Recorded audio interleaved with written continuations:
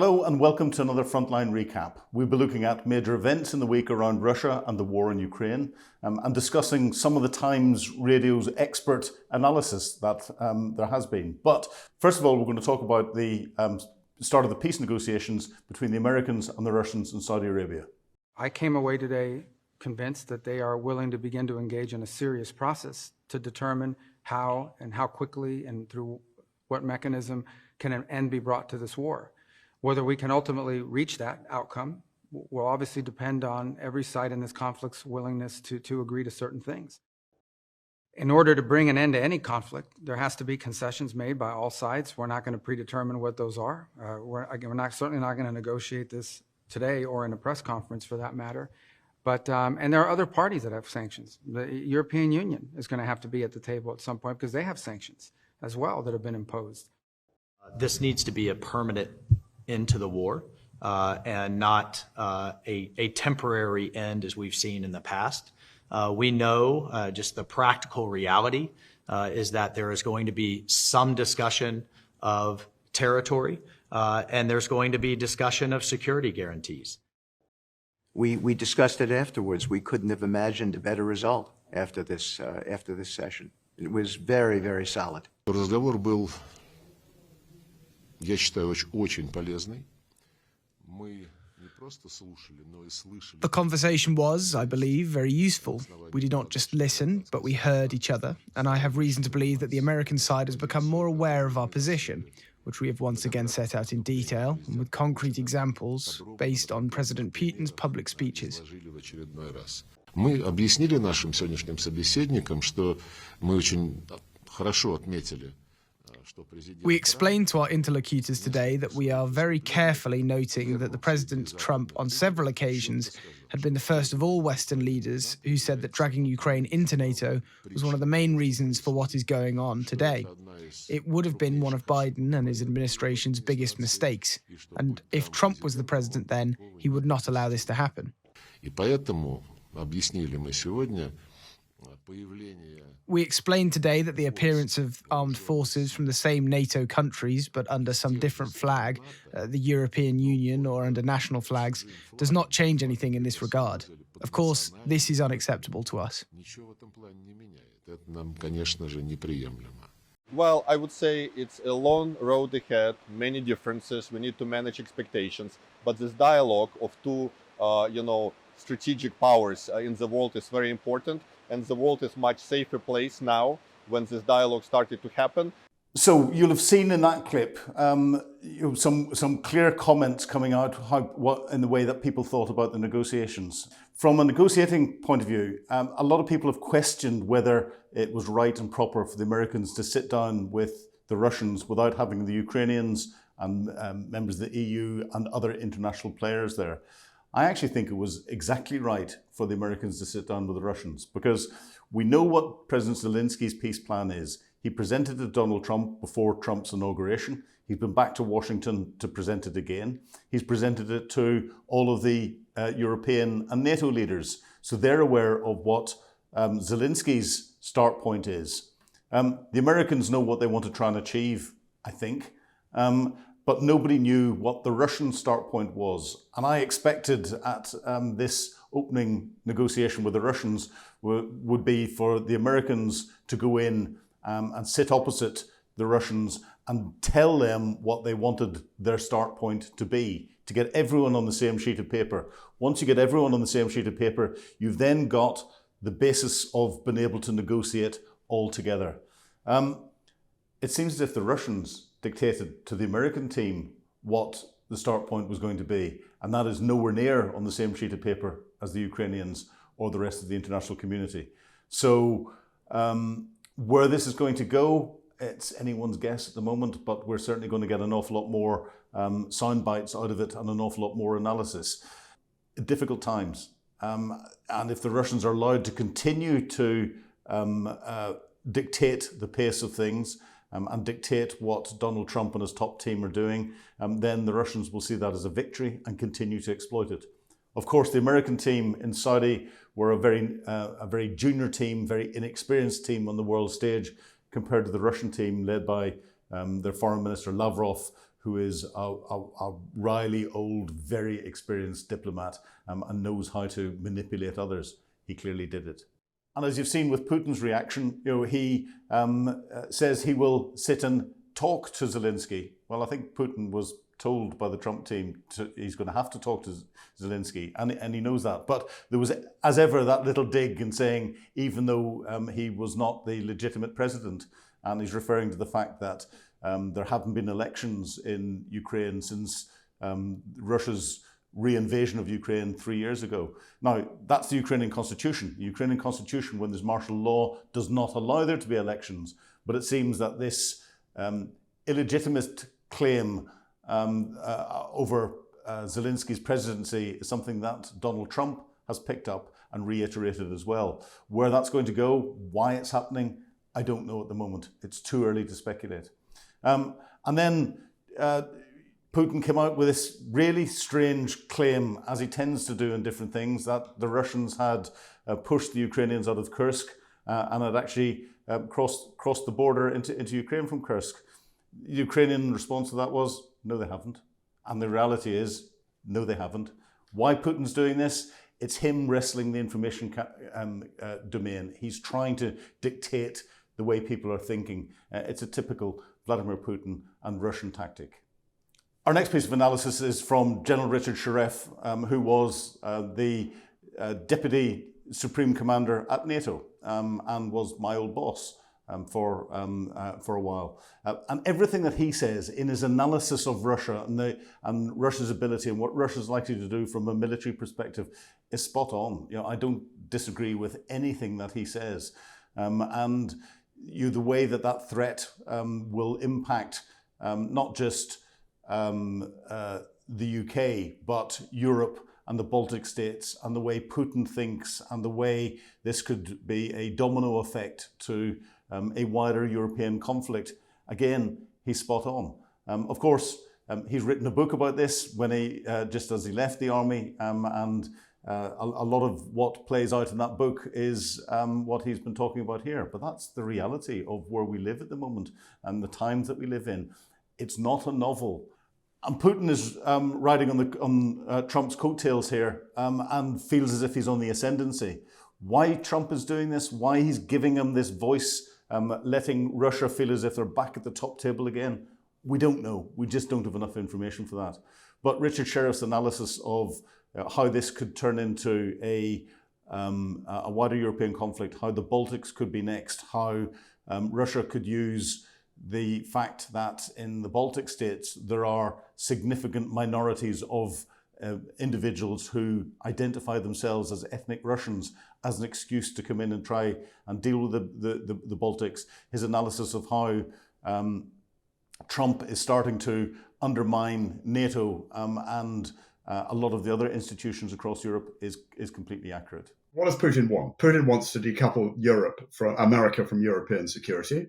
He's achieved that, or at least Trump has achieved that. He wants to neutralize NATO. Trump has started that process of neutralizing NATO. He wants to, as I said, reduce Ukraine, a rump of Ukraine, to a client state along the lines of Belarus, and he wants to annex the 4 eastern provinces of Ukraine and demilitarize Ukraine. Trump has started that. And moreover, what Putin wants is a new Yalta. The old Yalta divided Europe between Germany, effectively gave Eastern Europe to the Soviet Union. That's exactly, and he wants NATO to roll back from its presence in Eastern Europe. Well, that's exactly what Trump has now started. So what does that mean? That means that Putin will continue, that once he's achieved his aims in Ukraine, he's not going to stop in Ukraine.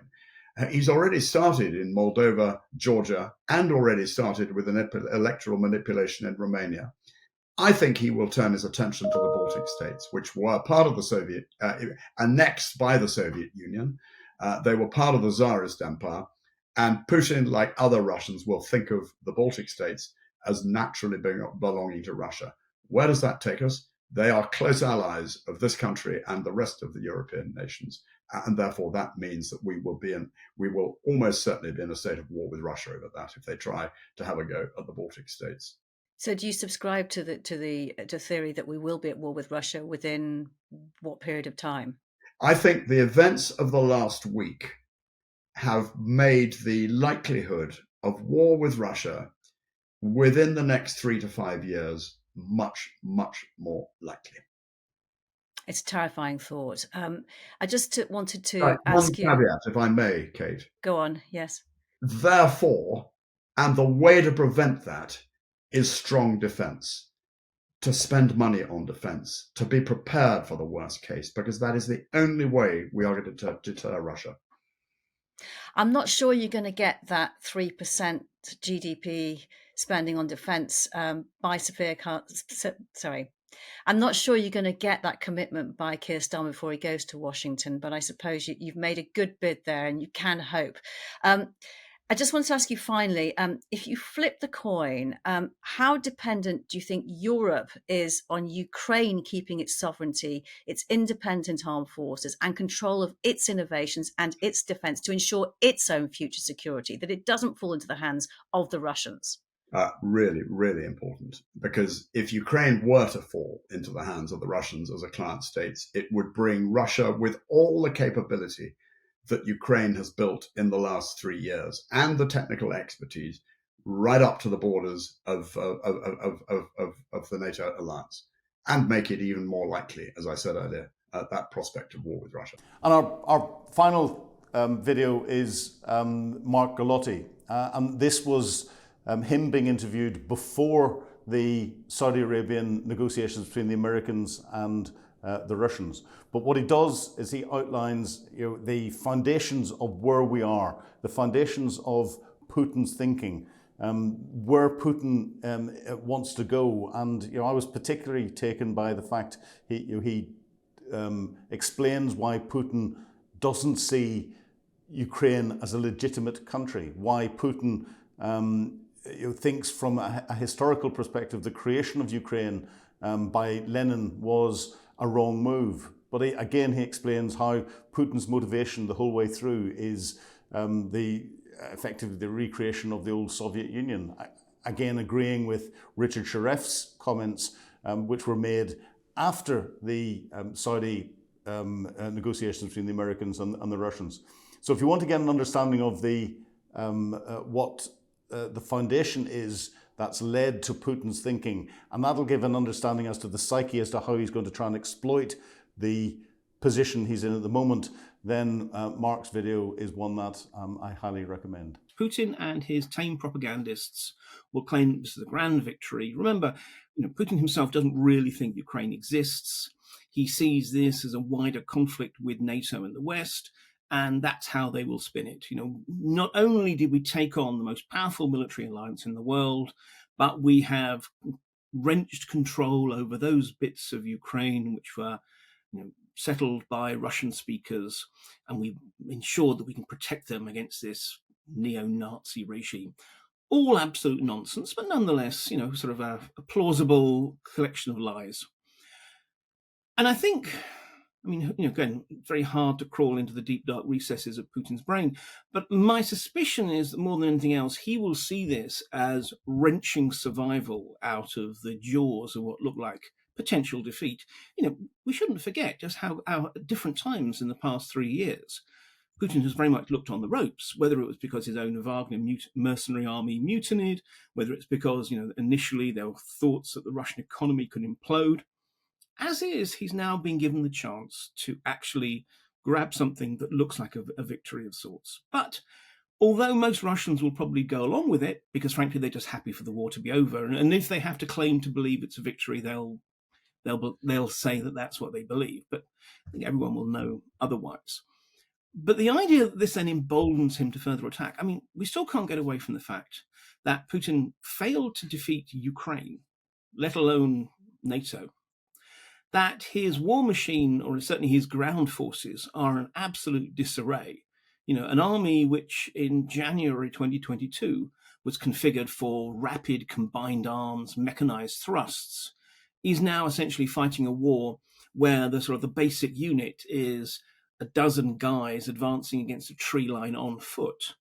It's going to take years, and some people say 5 years. I mean, for me, I think it's going to be at least 8 years, actually, to reconstitute the army, assuming he can afford to do so.